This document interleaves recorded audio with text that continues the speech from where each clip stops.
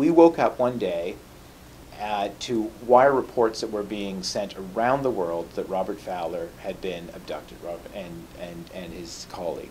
There was no point or value in an embargoing information that was readily available and been blasted around the world, that was on everybody's website in the planet.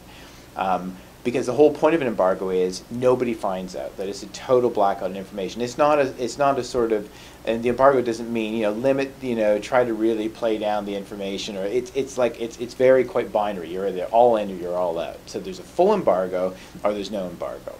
And so in that case, we had no choice. We had nobody to come to us. If the family of Robert Fowler or the government had come to us, called up the editor-in-chief and said, listen, very, very important person has been abducted.